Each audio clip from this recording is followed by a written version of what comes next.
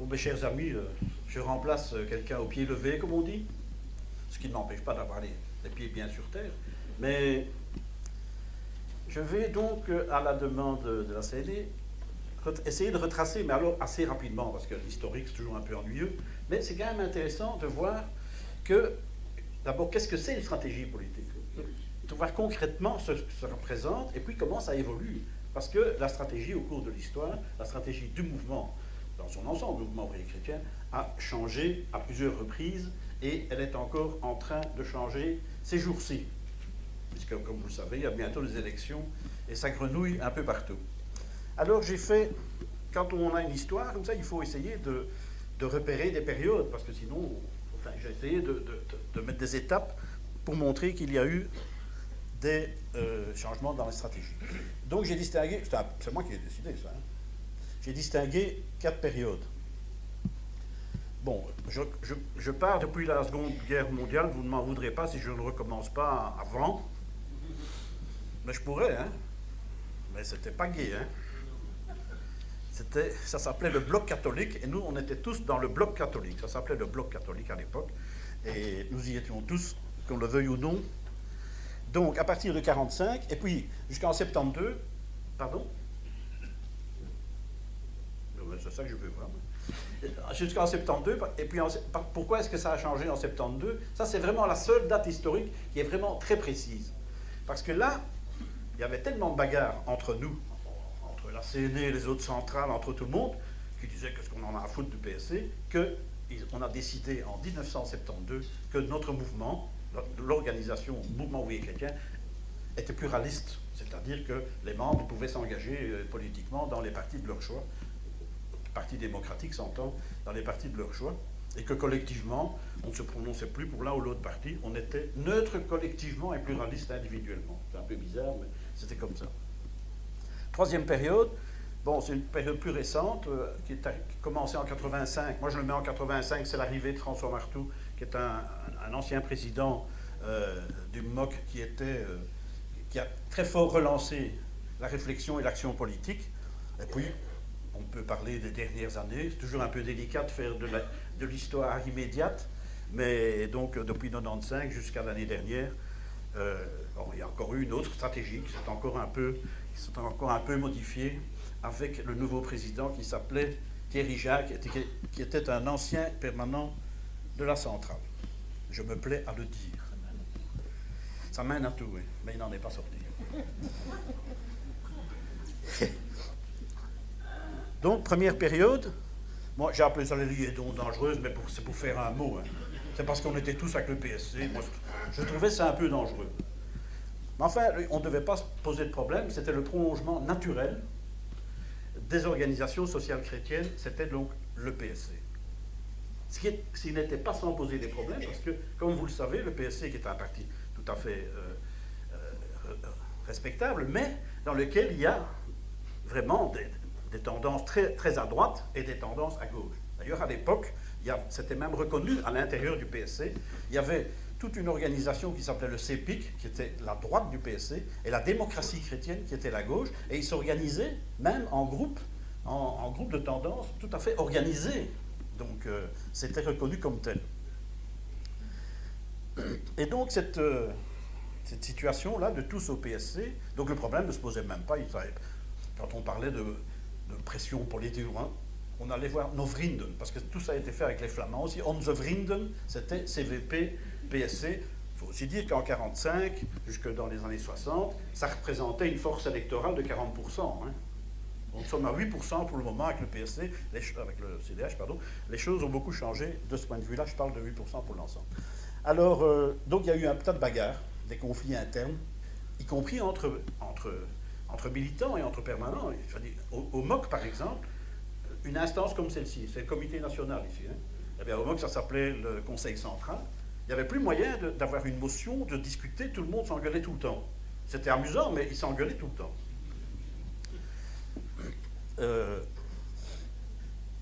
Et donc, on a décidé à ce moment-là de dire, écoutez, c'est plus possible, il n'y a plus moyen de parler entre nous. Il y en a qui sont au CDH, il y en a d'autres qui sont au PSC, il y en a qui sont au Rassemblement Wallon, il y avait déjà toutes sortes d'autres partis, il y en a qui étaient au FDF. Enfin bref, on a décidé de décréter le pluralisme. Donc c'était un grand changement. On n'était plus... D'abord, on a essayé d'empêcher ça, on a essayé de mettre les gens ensemble, on a créé une fondation politique, puis on a créé le secrétariat politique. Le secrétaire politique du MOC, c'est une fonction qui a été créée pour essayer de calmer les histoires. Mais le type a fait très vite une dépression, c'est pas moi, hein. Le type a fait très vite une dépression, donc on a dit il faut faire quelque chose, et donc on a fait un conseil central et on a décidé, voilà les amis, on est tous frères, on discute plus de politique, faites ce que vous voulez. C'est un peu ça. C'est un peu ça, hein. Ça n'était pas du tout une grande déclaration du pluralisme en disant les gars, on est indépendants, pas du tout, c'était pas ça. C'était vraiment faire la paix, quoi, une espèce de paix, une paix armée en disant bon, sinon on ne sait plus se parler, quoi. Donc ça n'était pas glorieux. Certains admettent à cette date quelque chose de glorieux, mais ça n'était pas du tout.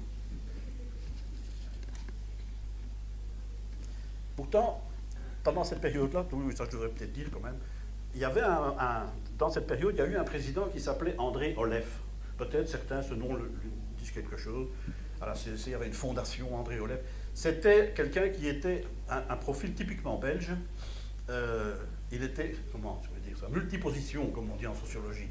Il était à la fois président de la commission bancaire, président de l'université de Louvain, président de la RTB, président qu'est-ce que j'ai encore oublié, enfin, du comité de sidérurgie et président du MOC, j'allais oublier. Et lui, il a cru qu'il allait organiser, avant ce conseil central sur le pluralisme, lui il a dit, j'ai un plan. On va entrer tous au PSC. Comme un seul homme, on va négocier la moitié des mandats. Donc vous voyez, c'était l'idée de dire, faire une grande démocratie chrétienne de Wallonie et de Bruxelles, avec le PSC, et on va exiger la moitié des mandats. Tous les mandats de députés, de ministres, tous les mandats devaient être un pour la démocratie chrétienne et le MOC, et l'autre pour les autres. Il a été battu atrocement. Il y a eu un conseil central où ça a encore été plus vif que les autres fois. Ce conseil central s'est arrêté sur un constat de carence, comme on dit dans les commissions paritaires, et tout le monde est rentré chez soi en disant on se reverra dans un mois, et le mois d'après, ils ont voté ce fameux conseil central sur le pluralisme. Voilà.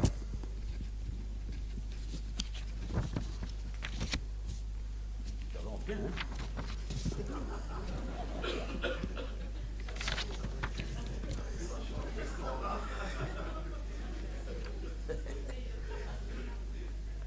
Donc, pluralisme politique de membres, oui, je suis toujours dans le bon. Hein. Je retourne donc au plan. Deuxième période, donc là on est en 72 jusqu'en 85, donc 72, je vous ai dit, c'était la déclaration du pluralisme, 85, l'arrivée de François Marteau à la présidence du MOC. Donc j'ai parlé du Conseil central, c'est fait. Alors qu'est-ce que ça a donné, ça? Ben, on ne parlait plus de politique entre nous, puisqu'on ne pouvait plus. Et donc chacun allait dans son coin, quoi. Rassemblement Wallon, PSC, FDF, même quelques sots qui étaient au PS, même, mais ils ne le disaient pas, c'était plutôt l'armée des catacombes, comment est-ce qu'on dit, oui. Et donc, oui. Et donc ça allait vraiment dans tous les sens. C'était assez joyeux, mais on était totalement inefficace sur le plan politique. On a même été jusqu'à vouloir créer un parti politique nous-mêmes. On a créé, en 1982, ce qu'on a appelé un mouvement politique qui s'appelait Solidarité et Participation, en 82. Et c'était comme un club politique, on pouvait discuter de politique un peu dans toutes les fédérations, dans toutes les localités, c'était assez sympathique.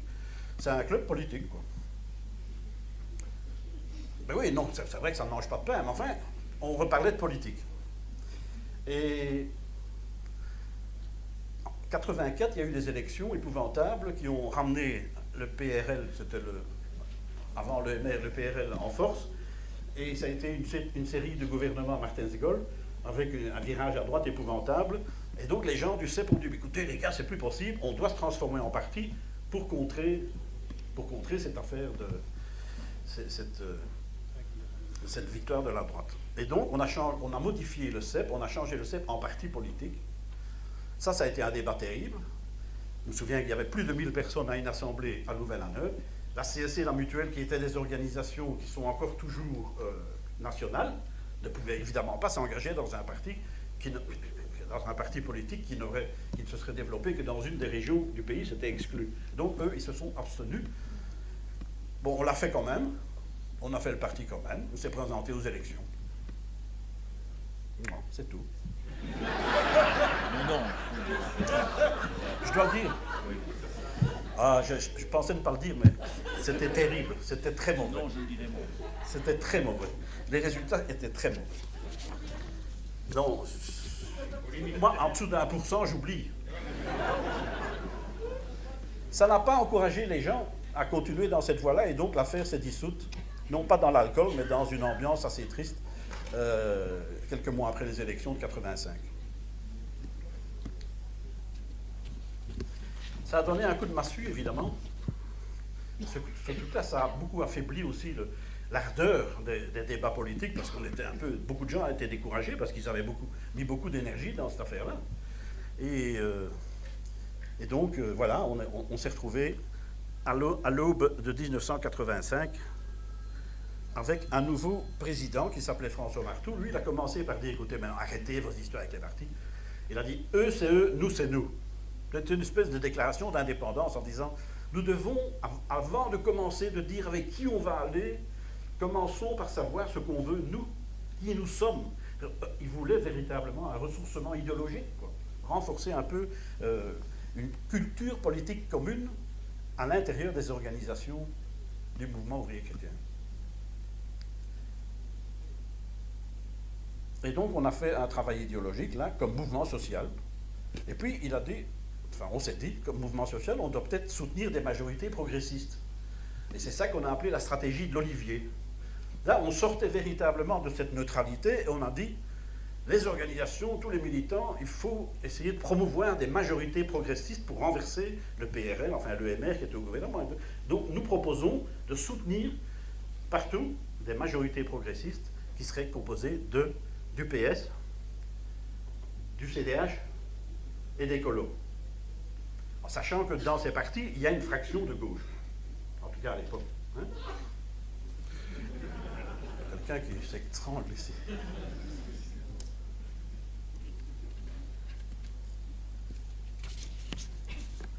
Et donc, à partir de ce moment-là, on a décidé de reformuler un peu, parce que c'est pas tout de dire on va soutenir des majorités, encore il faut dire avec quoi. Et donc, on a reformulé notre programme, si tu veux, une espèce de charte fondamentale, qu'on appelait les options fondamentales, qui rappelaient véritablement les valeurs de fond, et avec lesquelles, avec ce petit bagage-là, on pouvait rencontrer les partis de l'Olivier, puisque... Et donc, on a fonctionné comme ça pendant plusieurs mois. C'était à l'époque où j'étais déjà secrétaire politique, oui. On rencontrait ces trois partis, quoi. Tous les mois, on rencontrait ces trois partis. C'est déjà bizarre, hein? On allait voir ces trois partis. Ils nous expliquaient ce qui se passait un peu au gouvernement, dans le Parlement, etc. C'était une curieuse façon de fonctionner, mais il faut reconnaître qu'on l'a fait. Du côté des militants, si on voit les militants et les affiliés, comme j'étais secrétaire politique et je m'emmerdais un peu parce que le président, il faisait la politique à lui tout seul, j'ai commandé des sondages. C'est gai d'avoir des sondages politiques. Donc on a fait des sondages pour qui vous votez, quoi. Ou pour qui vous allez voter, pour qui vous avez voté, à l'intérieur du mouvement, dans toutes les organisations, oui, des permanents et des affiliés, simples affiliés. Eh bien, le résultat, c'était à peu près 40% votaient pour le CDH. Ça reste quand même un fonds de commerce important, malgré l'historique. 30% pour Écolo, c'était 28,5 je crois, et 18% pour le PS. Les autres s'éparpillant dans d'autres partis, notamment le MR, parce qu'il ne faut pas oublier qu'il y a aussi des gens qui votent MR, parce qu'à la mutuelle, il y a des indépendants, par exemple.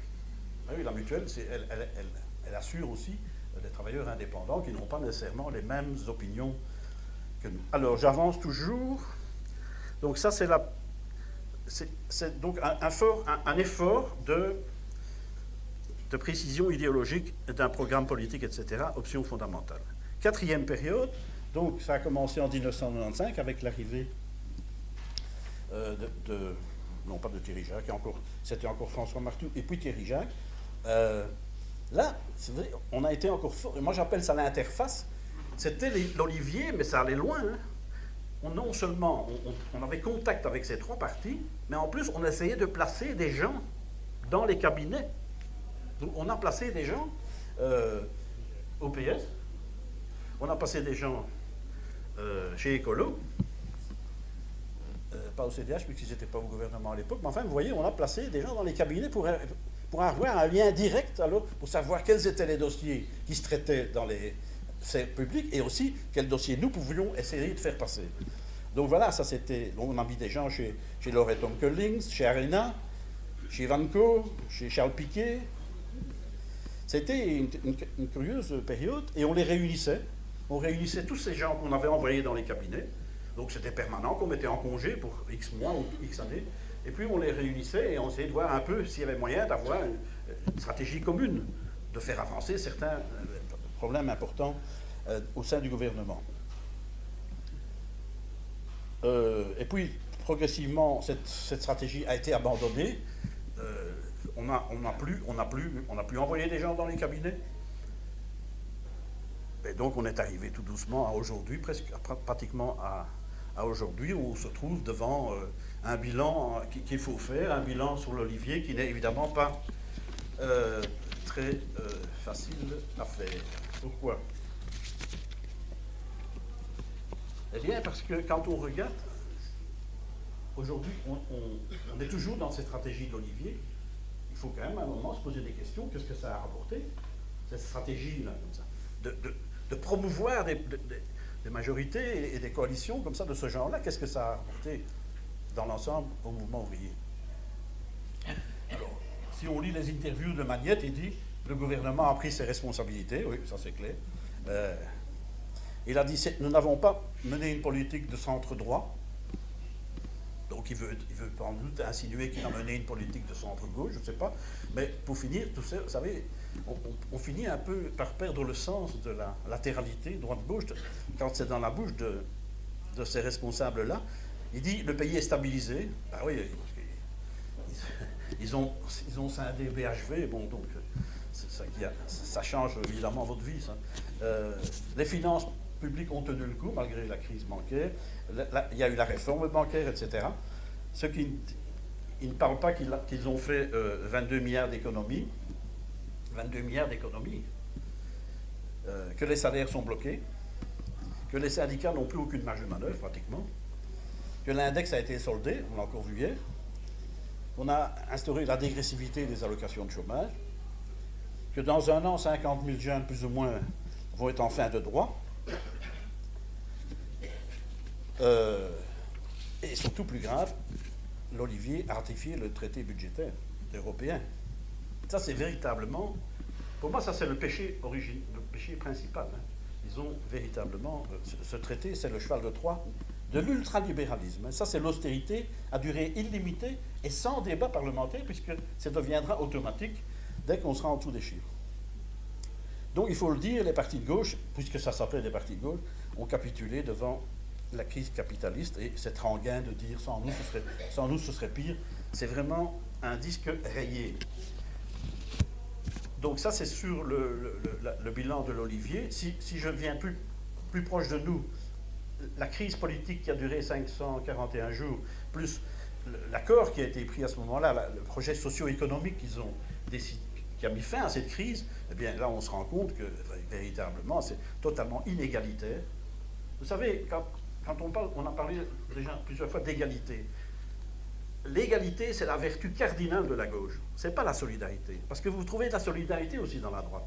L'égalité, ça c'est la vertu cardinale. Et quand vous voulez juger une politique à l'aune de l'égalité, ben vous voyez bien les mesures économiques qu'ils ont prises. Est-ce qu'ils ont traité également, c'est-à-dire équitablement, de la même manière, les revenus du travail et les revenus du capital? Ça, c'est très facile à mesurer, et vous voyez que c'est toujours dans le même sens que les mesures sont prises, c'est toujours les mêmes qui payent, et surtout les mêmes qui ne payent pas. La répartition des efforts est totalement différente. Donc, c'est un projet inégalitaire, c'est un projet non durable, puisqu'ils ont mis fin à une série de mesures qui devaient encourager les économies d'énergie, donc c'est vraiment un projet socio-économique non durable, et enfin c'est incohérent, puisque dans le discours, ils ont dit « on veut lutter contre la pauvreté », et quand vous voyez les mesures qu'ils prennent, vont précipiter un tas de gens dans la pauvreté par la limitation des allocations et la diminution et la disparition des allocations d'attente. Donc je veux dire, on est vraiment dans on est vraiment dans comment je vais dire ça, dans un bilan qui est plutôt mitigé. Moi, je serais le MOC aujourd'hui, je me poserais quand même des questions sur cette stratégie de l'Olivier. Alors, je constate que on va arriver, donc là, au MOC, ils commencent à revenir un peu sur ces questions. Ils commencent à se dire, dans le fond, ils font le même bilan que nous ici à l'instant, ils se disent, c'est quand même pas terrible.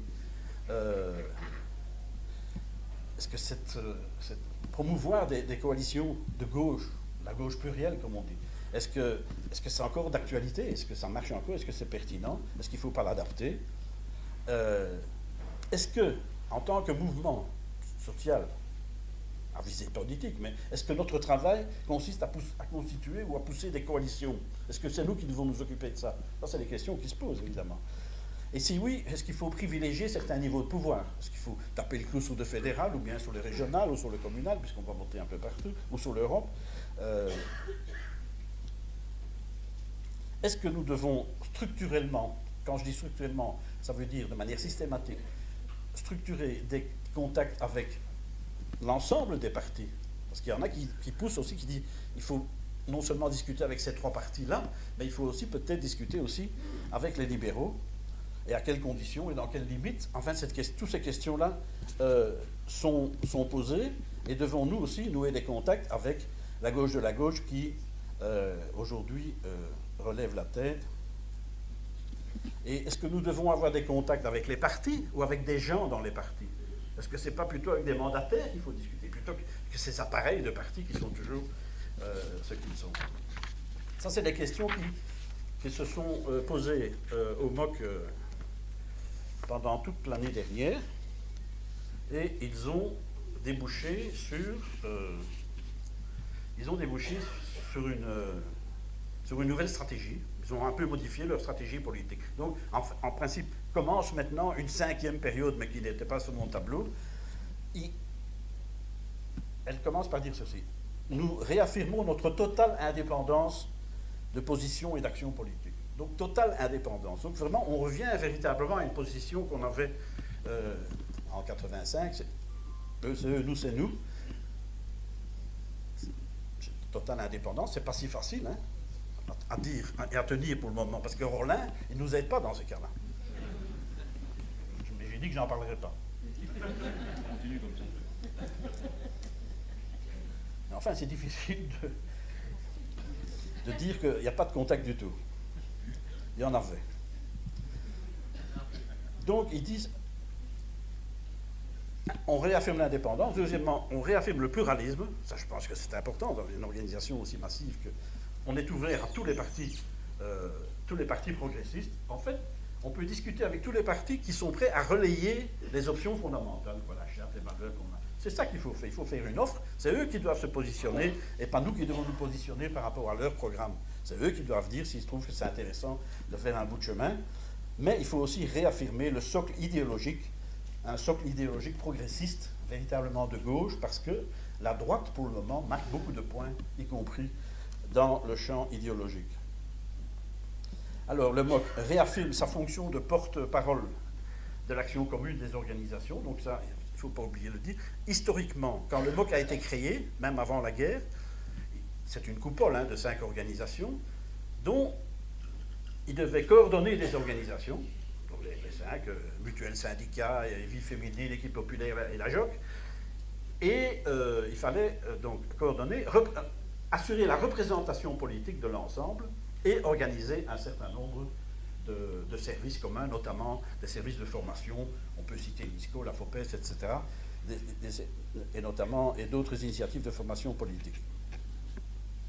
Ils ont confirmé le fait qu'il fallait se démarquer clairement de l'agenda politique.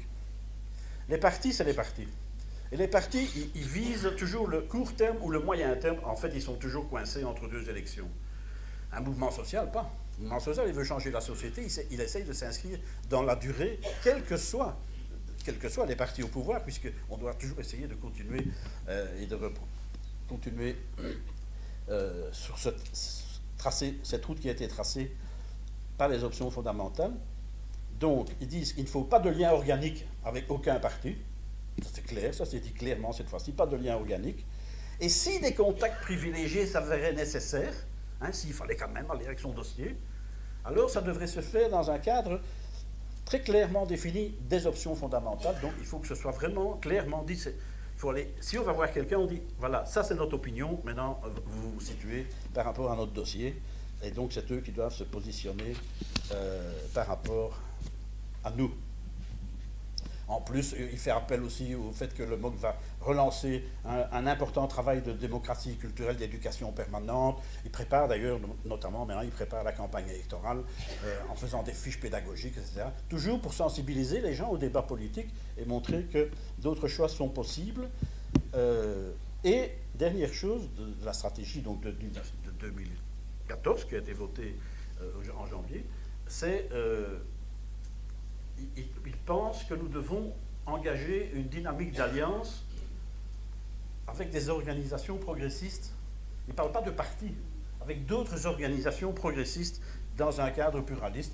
Ça peut être le CNCD, le CNAPD, tous ces collectifs de lutte contre la pauvreté, contre l'exclusion, etc. Et idem que ce soit pour le Nord ou les relations de solidarité Nord-Sud. Alors, ça, c'est donc la stratégie aujourd'hui. Donc, on revient un peu sur les fondements et on dit indépendance totale. Et puis, voilà-t-il pas qu'on va voter dans 3 mois, et je reçois ce matin le dernier communiqué qui prépare les élections, c'est éléments de stratégie politique en vue des élections du mai 2014. Ben, ils refont l'analyse qu'on traverse une très grave crise, que l'offensive libérale est très, très, très forte, que donc on doit absolument oser affronter la droite. Il dit qu'il faut revenir aux options fondamentales. Il dit qu'il faut vraiment contrer la venue possible du MR en région wallonne et à Bruxelles. Et, je relis quand même, il faut privilégier des coalitions PS, CDH, Écolo. Donc on revient quand même, vu l'urgence, on dit, oui, vu qu'on est quand même pressé, on n'a pas le temps de faire tout à fait la grande victoire de la gauche, il faut quand même plutôt faire ça, privilégier ces majorités-là. Et alors le MOC se dit, notre moyen principal, c'est la formation, la sensibilisation. Ils vont faire une campagne d'information sur les programmes de tous les partis démocratiques, en comparant alors les options du mouvement et les propositions qui sont faites par les partis. Et ils vont construire, évidemment, des argumentations contradictoires. Alors, il y a des questions. Voilà, là j'ai fini le topo sur la stratégie du MOC. Je termine par quelques questions, puisqu'on les a posées. Le syndicat doit-il s'occuper de politique? Je pense qu'il doit absolument s'occuper de politique. Et je me rends compte que la question se pose partout. Elle se pose dans tous les syndicats. C'est assez intéressant. D'ailleurs, de ce point de vue-là, les débats ont lieu partout, pas seulement à la CNE, et c'est heureux. Évidemment, oui, les syndicats doivent faire de la politique parce que les partis politiques se sont largement disqualifiés dans leur rôle de régulation des pouvoirs économiques et financiers. Je pense que le président l'a rappelé tout à l'heure, c'est véritablement l'économie et la finance qui dominent le monde, et les partis semblent totalement incapables d'endiguer cette marée ultralibérale qui s'étend, notamment en Europe, par le biais de la Commission européenne. Alors, quand on dit que le syndicat doit faire de la politique, c'est comment? Il y en a qui disent que le syndicat doit être un aiguillon, comme un moustique, pour emmerder tel ou tel parti, quoi. Donc, si vous voulez, l'asticoter sur sa gauche, quoi, par exemple. Mais cette stratégie-là, elle a échoué. Si vous voyez les débats qui ont lieu actuellement à la FGTB, puisque la FGTB, c'était clair, elle avait un accord, elle a toujours été plus ou moins proche du PS, mais oui, ils essayent d'emmerder le PS. Eh bien, ils disent aujourd'hui, et notamment j'ai lu les rapports de la FGTB de Charleroi, ils disent que c'est plus possible, il faut totalement faire indépendance totale par rapport à tout parti politique, sinon vous ne saurez jamais mener l'action de contre-pouvoir qui est celle que doivent faire les organisations syndicales. Donc pas d'aiguillon, pas d'olivier, parce que c'est un peu, on peut avoir le même raisonnement sur l'olivier. Une fois qu'on met son doigt là-dedans, on est obligé d'avaler des couleuvres. Et donc, toute la réflexion, quelle stratégie est-ce qu'on peut avoir? L'indépendance radicale, c'est ce vers lequel on s'oriente. Hein. L'indépendance radicale, c'est ce que dit maintenant la FGTB, c'est ce qu'a dit le MOC avant les élections, mais enfin, je pense que c'est quand même largement la position qu'il va tenir après les élections. Troisième question, est-ce qu'il faut soutenir l'apparition de nouvelles forces anticapitalistes dans le champ politique? Il est clair qu'il se passe pour la première fois depuis longtemps, il se passe quelque chose dans le champ de la gauche, puisque jusqu'à présent, la gauche de la gauche, on n'en parlait pratiquement pas. Ils étaient tellement repliés, chacun sur ses terres, qu'évidemment, il n'y avait aucune chance qu'ils puissent un jour émerger dans le champ politique, puisqu'il faut exister. Pour exister, il faut représenter au moins 5%. Ça, c'est la loi, c'est la Constitution. Et donc, il se passe des choses là-bas, à la gauche de la gauche, qui seront peut-être intéressantes, mais ça, c'est le débat que je suppose vous allez avoir à l'intérieur de votre organisation. En tout cas, je ne pense pas qu'il faut créer un relais politique. Il faut peut-être soutenir des forces politiques qui sortent, mais en faire un relais exclusif, je pense qu'il faut ne pas le faire. On l'a fait il y a 50 ans et ça n'a jamais été évalué positivement. Alors on dit oui, mais est-ce que vous pensez qu'une gauche radicale a quelque chance? Est-ce que ça n'est pas utopique? C'est possible que c'est utopique, mais une chose qui n'est pas utopique du tout, c'est que la droite et le patronat sont à l'offensive. Hein. Ils gagnent tout le temps. Moi, je pense que la situation n'a jamais été aussi grave. On ne se rend pas compte, mais tous les jours, il y a des entreprises qui ferment. Sans justification. Il y a des entreprises qui ferment, et on commence à avaler ça. On se dit, oui, qu'est-ce que vous voulez? Donc je crois que il faut encourager toute initiative qui irait dans le sens de ce contre-pouvoir. Je pense que, moi, personnellement, je pense qu'il faut, d'un point de vue pédagogique, restaurer la conscience de classe. J'ai parfois trop l'impression, on se laisse attraper sur ce truc, on dit on est tous frères. C'est pas ça la démocratie. Hein. La démocratie, c'est pas de dire qu'on est tous frères. La démocratie, c'est de reconnaître au contraire qu'on est profondément divisés. On est tout à fait inégaux, mais qu'il y a des lieux pour discuter de ces inégalités, qu'il y a des lieux pour arbitrer les conflits et les dépasser.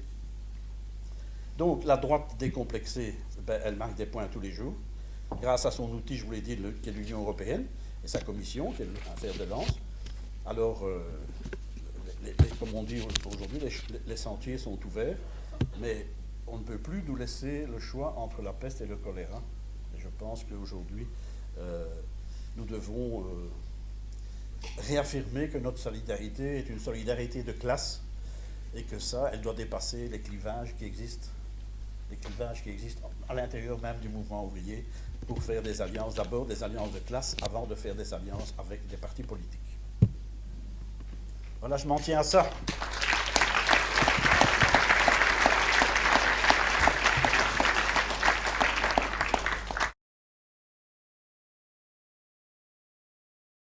Justement, à l'heure actuelle, l'un des plus grands défis et un des plus grands problèmes n'est-il pas la polarisation linguistique qui existe au sein du mouvement ouvrier chrétien et la distanciation entre l'ACW et le MOC et entre l'ACV et la CSC? Merci Jean-Paul. Didier, tu peux venir parler ici? Et qui prend la parole après Didier?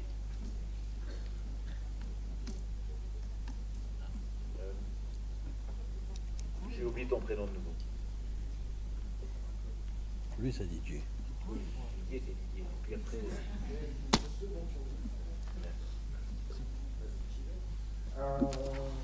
Je trouve qu'à la fin, il y avait deux mots qui apparaissaient de manière assez surprenante venant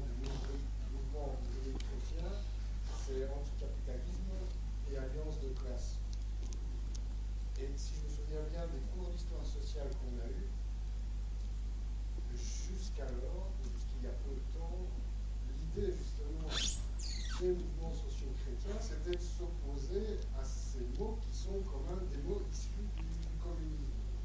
J'emploie volontairement pas le terme d'extrême gauche, je trouve qu'il n'est vraiment pas utile, il est mal nocif. Il ne faut jamais confondre l'extrême gauche. Je n'ai pas parlé d'extrême gauche, moi. Non, c'est pas ça. J'aimerais bien savoir si le MOC, si c'est le MOC qui utilise ces mots-là ou si c'est toi dans ta présentation, parce que quand on utilise ces mots-là, c'est vraiment pas innocent. Je veux dire, c'est des mots qui sont empruntés à Karl Marx. Alors après, il faut faire le next step, c'est-à-dire qu'il faut pouvoir dire, ben oui, le PTB, pourquoi pas pour le MOC être du PTB. Mais on change vraiment de paradigme, hein, je veux dire, anticapitalisme, alliance de classe, ça rappelle quand même aussi un peu lutte des classes. Or, dans mon souvenir, dans ce qu'on m'a expliqué au sein de l'école syndicale, il n'a jamais été question de lutte des classes dans le pilier chrétien belge. Et ça, je veux dire, utiliser ces mots-là sans vraiment clarifier jusqu'au bout et sans oser clarifier jusqu'au bout, c'est vraiment, moi ça me séduit, mais d'un autre côté, ça peut aussi jeter plus de confusion, parce que si tout d'un coup les gens qui adhèrent chez nous entendent un vocabulaire communiste, mais ne voient pas une attitude en concordance, vont vraiment se demander où on va et avec qui on veut s'allier. Et dernière chose, moi les alliances, je trouve que l'alliance est toujours nécessaire dans un combat, on est dans une période de combat effectivement face aux avancées du libéralisme. Mais moi je pense qu'une alliance, c'est pas non plus un pacte de sang, on peut pouvoir faire des alliances stratégiques, une stratégie, on peut adopter des stratégies, ça ne nuit pas à l'indépendance, qu'au contraire ça peut la défendre parfois l'indépendance. Donc, pour revenir à l'exposé précédent, je trouve franchement que le fait d'avoir des stratégies, d'adopter et d'adapter des stratégies, ça n'a rien d'incompatible avec une indépendance dont on doit toujours absolument se prévaloir. Voilà. Merci Didier.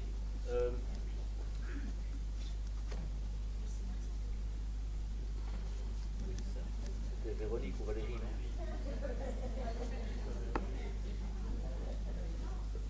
Je représente toujours Valérie.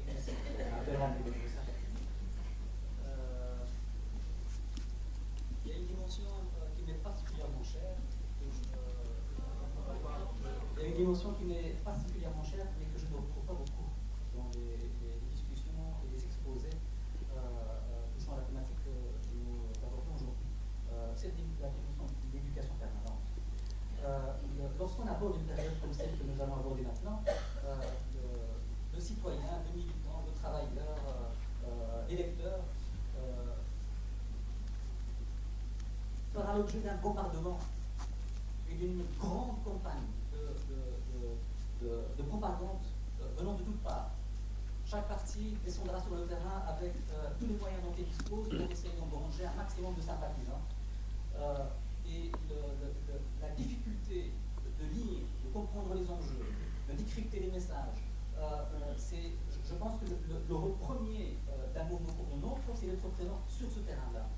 Évidemment, on entend qu'il y a des brochures qui vont être préparées, du support didactique, etc. Mais je n'entends pas la place de cet aspect-là dans la stratégie à mettre en place, dans le positionnement, dans le fait d'occuper ce terrain-là. Ça, c'est quelque chose qui est particulièrement cher et je ne suis pas rassasié quand j'entends ce qui est proposé et sans vraiment valoriser cette dimension dans l'action du mouvement ouvrier chrétien, du syndicat, de la CNE. Alors une autre dimension également qui m'interpelle aussi, c'est je suis moins intéressé par le fait de savoir quelle stratégie mettre en œuvre pour pousser quelle forme de majorité. Je suis davantage intéressé par quelle stratégie mettre en place pour faire face aux majorités qui vont sortir des urnes. Parce qu'on va vivre avec des majorités à partir de 2014, selon les niveaux de pouvoir, pendant 4 ans, pendant 5 ans. Et donc, ce qui est important, c'est quelle stratégie mettre en place pour vivre avec ces majorités, parce qu'il va falloir gérer alors à ce moment-là. Il y a un projet qui va naître de ces coalitions, et c'est là où les choses sérieuses vont véritablement commencer. Donc, ce sont ces stratégies-là qui m'intéressent, et là, j'aimerais vous entendre vous exprimer là-dessus.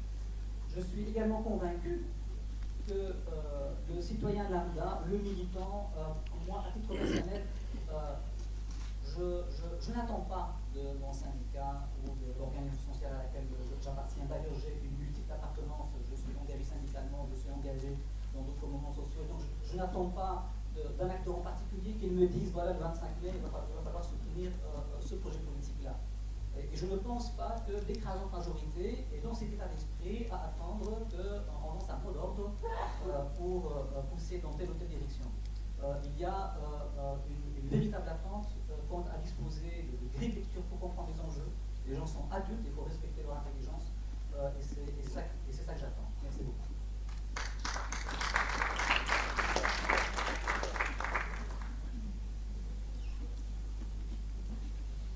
D'autres demandes de prise de parole, ou bien je propose à Jean de réagir à ce stade, si je ne vous vois pas. Jean.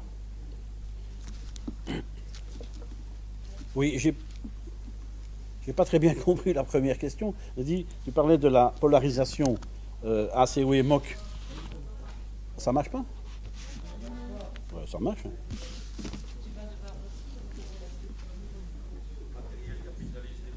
Donc ACO et MOC, tu voulais dire quoi? Qu'ils sont trop ensemble?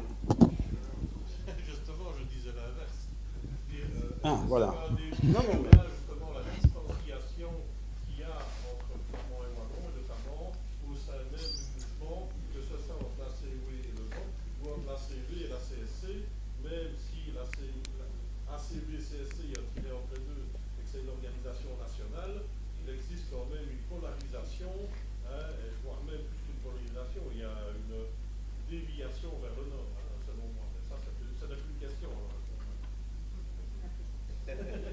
Oui, mais cette évolution-là est un peu à l'image de celle de la Belgique. Hein. Le fait qu'il y ait des ailes linguistiques qui s'autonomisent de plus en plus. Au MOC, c'est vrai qu'au MOC, on a deux branches linguistiques depuis 1947 ou 48, je crois, avec une autonomie statutaire qui est arrivée beaucoup plus tard, dans les années 80. Mais enfin, dans les faits, c'était déjà comme ça.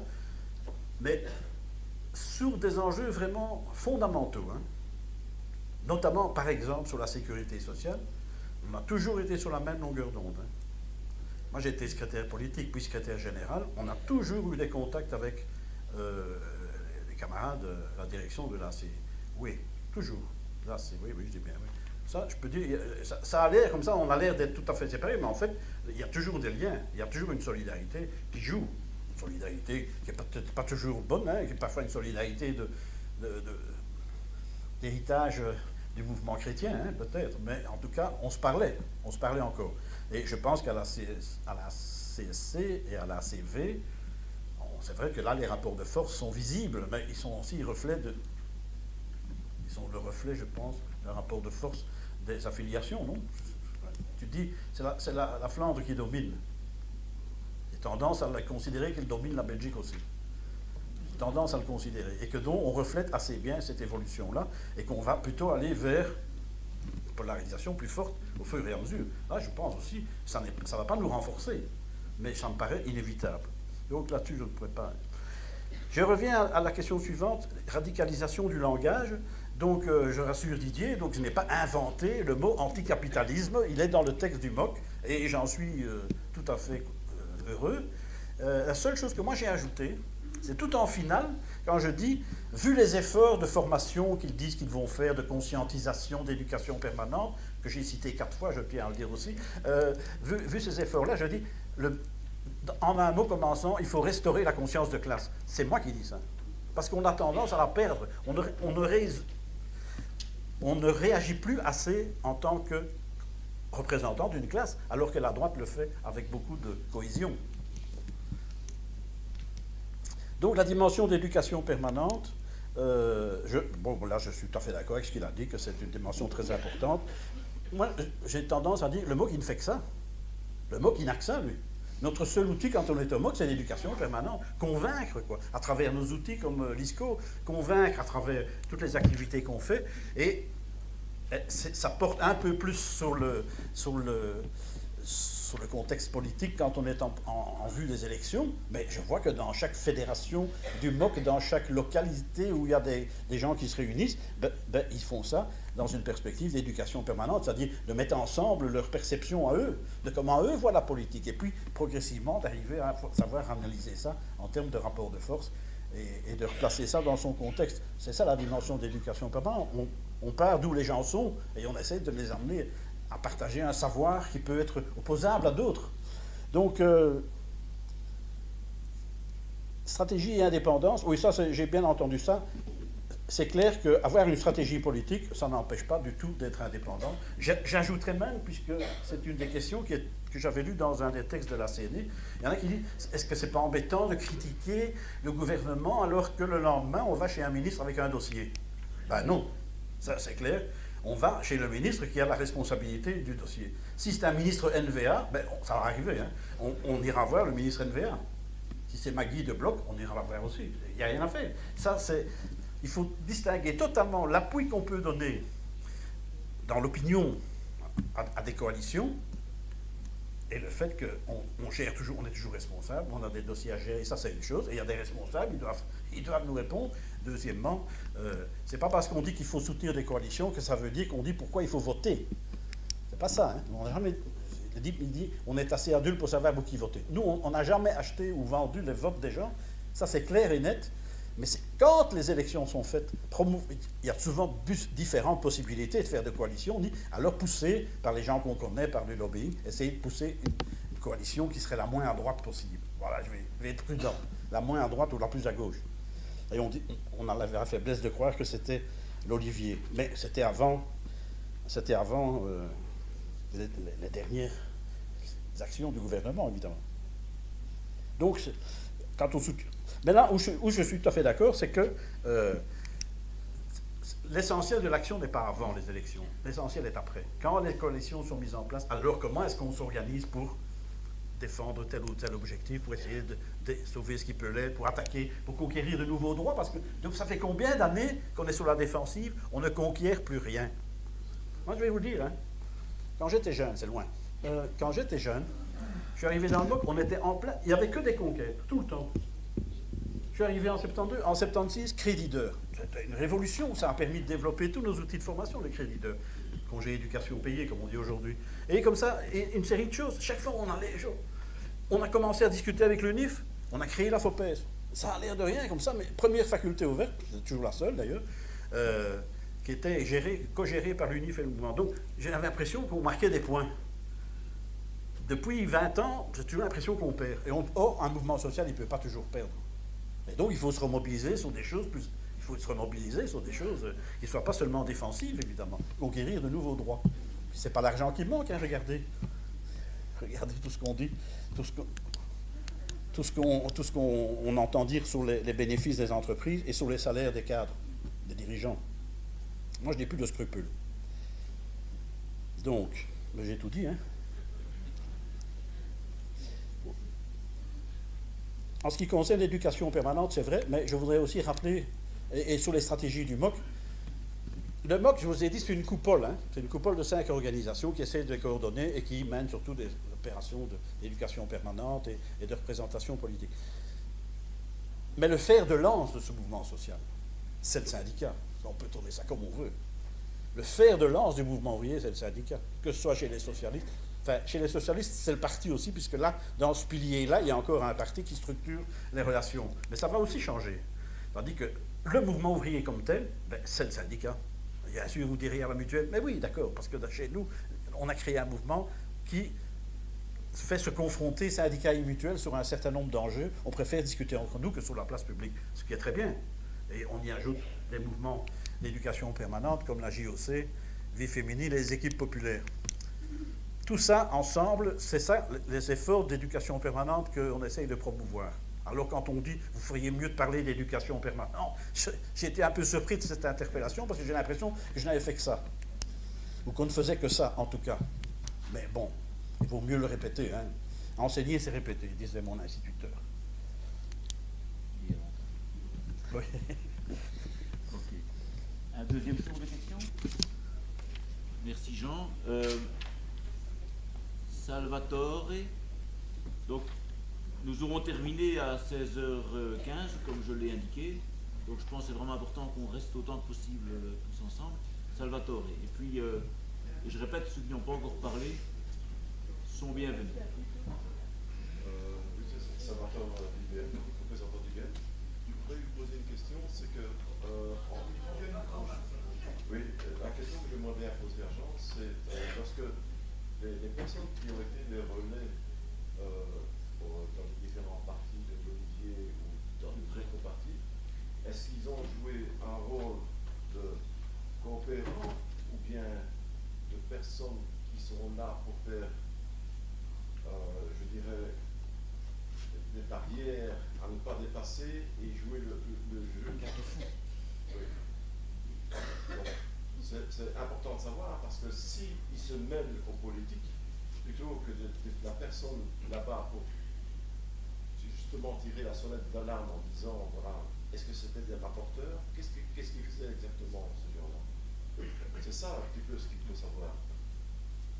Parce que, voilà. Merci Salvatore. D'autres questions encore? Il nous reste pour les questions un quart d'heure peut-être. Viens et présente-toi s'il te plaît. Je regarde, si je ne vous vois pas, agitez-vous. Bonjour, moi c'est Fabien Quillot, je suis délégué syndical à la CNE, dans le secteur non marchand. Moi j'ai une question, on parlait des alliances et du mouvement évangélique chrétien, et de ces nombreuses alliances. Moi je trouve ça toujours délicat, vous m'avez appris des choses par rapport à l'historique, parce que j'ai 25 ans et que mes cours d'histoire en secondaire remontent déjà à quelques années. Et je trouve toujours délicat de prôner une coalition qui, au résultat actuel, laisse à désirer, surtout pour la classe jeune, je dirais, de la population. Vous l'avez souligné tantôt, 50 000 jeunes vont bientôt exclus des allocations de chômage. Alors, D'attente. pardon? Des allocations d'attente. Des allocations d'attente, oui, exactement. Et donc, voilà, c'est toujours délicat, je trouve, de prôner une coalition comme s'il n'y avait que cette alternative-là.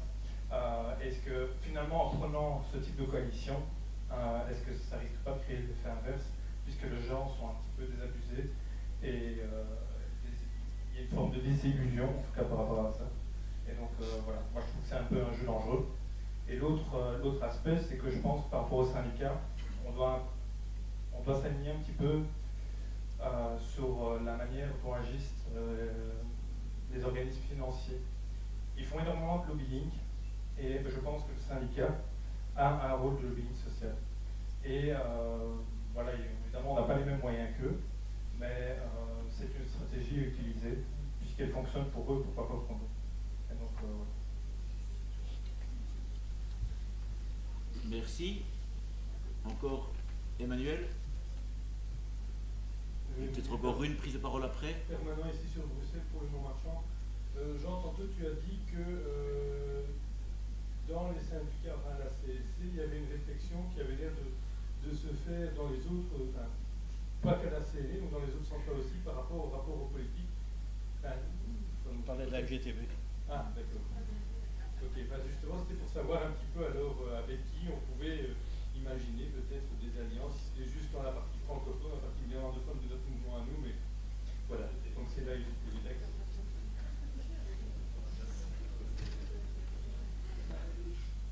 Ok. Encore une question ou une interpellation?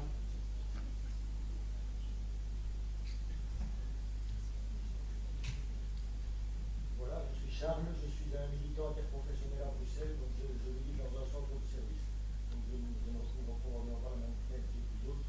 Et moi je m'occupe essentiellement de demandeurs d'emploi. Et je trouve qu'on se laisse depuis trop longtemps enfermer dans une ritualisation du jeu politique. C'est-à-dire qu'on n'essaie plus, à notre niveau, de mobiliser les affiliés, enfin nous en tout cas, je ne parle pas de mobiliser les affiliés pour leur permettre d'interpeller directement le monde politique. Et donc cette ritualisation a vraiment des conséquences. On essaie de faire une interpellation communale à Bruxelles, c'est le seul endroit où les citoyens peuvent voter. Et donc notre interpellation a été rejetée parce qu'elle ne correspondait pas à ce qui figure dans une réglementation pour mettre en place un montant qui n'a pas été décidé par nous. Et donc ça nous a pris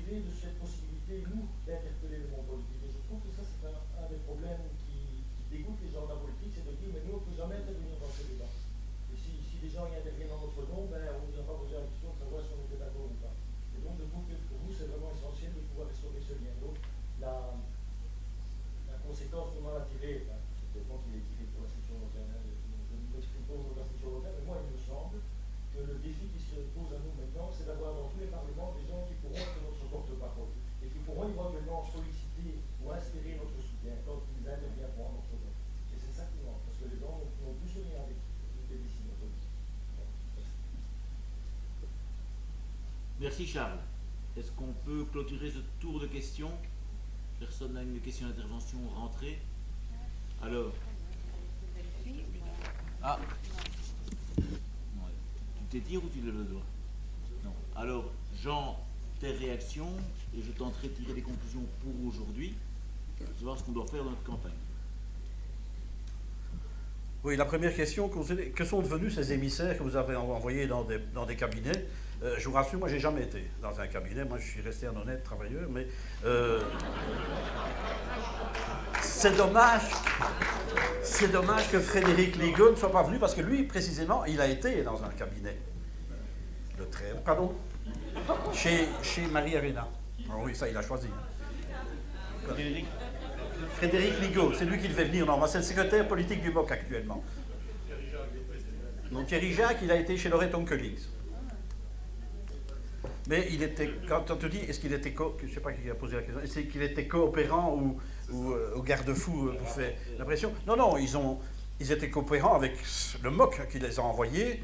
Et je pense qu'à aucun moment, ils sont revenus en essayant de nous convaincre de choses qui se tramaient dans les cabinets, ça je ne crois pas. Disons que la plupart sont revenus dégoûtés. Oui. Il y a eu peu de gens qui disent que c'est chouette, on reste là-bas, les débats sont intéressants. Non. Sauf qu'il y en a un qui est toujours là-bas, je ne sais pas, je ne sais même plus où il est. Il n'est jamais revenu, on l'a prépensionné et on sait qu'il est dans un cabinet. Donc le suivi ne s'est pas fait. Hein? Il y a un suivi qui ne s'est pas fait au niveau. Pardon? Il y a un suivi qui ne s'est pas fait au niveau du MOC et au niveau syndical. À un certain moment, le suivi, tu as tout à fait raison. Si on envoie quelqu'un en mission, sans objectif, sans but, avec un retour d'évaluation de ce qu'il a fait, il y a un problème quelque part. Oui, cette stratégie est morte de sa belle mort sans évaluation. Là, tu as tout à fait raison. C'est les types qui... Probablement qu'il y a eu des élections ou des cabinets ont changé, donc les types sont revenus à leur ancien boulot et on n'en a plus jamais reparlé. Oui, dans une armoire. Sauf un, oui, mais bon.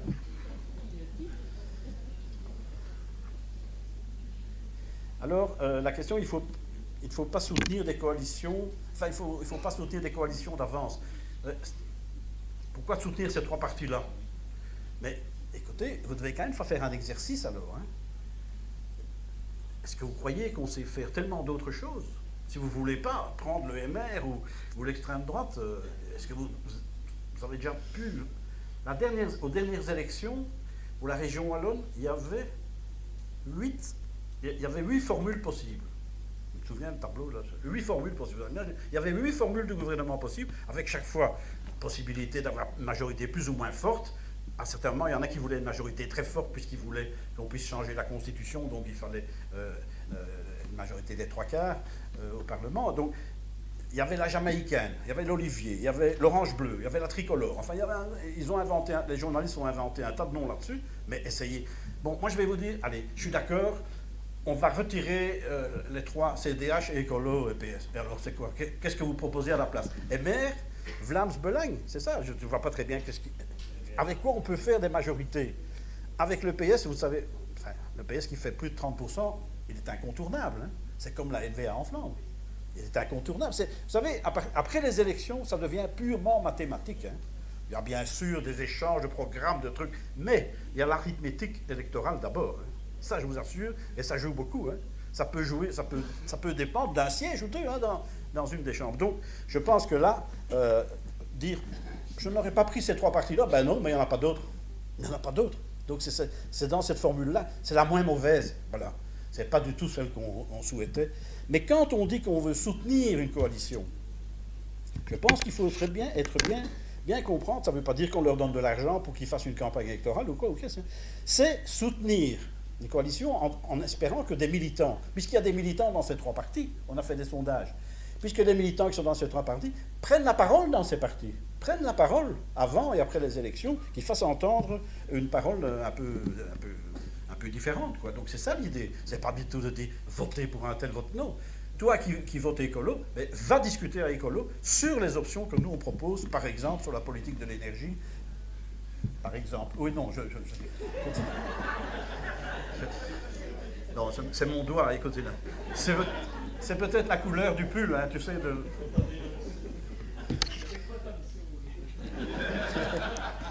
Ben, je prends les noms, hein. Charles, j'ai répondu, hein. Oui, quand on parle de formation, c'est former aussi à l'action politique, hein. C'est pousser les gens à faire de la politique, notamment dans ces trois parties-là. Alors, pour ce qui est des Flamands, les Flamands ont suivi une toute autre stratégie, puisque eux, ils sont restés avec un parti frère, hein. Les Flamands, ils ont fait comme... Les Flamands, ils sont majoritaires en Flandre et le PS est majoritaire en Wallonie. Ils ont chacun, la FGTB avait son parti frère, l'ACW avait son parti frère qui était donc le CDNV, d'abord le CVP puis le CDNV, et ils se sont tenus à ça. Le président du mouvement flamand, il est toujours membre du bureau du CDNV. Évidemment, mais ils ne sont plus très nombreux, mais non, ça doit être... Ils devraient aussi poser à un moment cette stratégie. Je me souviens, quand j'étais secrétaire politique, je suis allé faire un exposé au congrès de l'ACW flamand, en flamand, ça je n'en suis pas plus fier. Donc ils riaient beaucoup, je me demande si j'ai dit des choses tout à fait compréhensibles.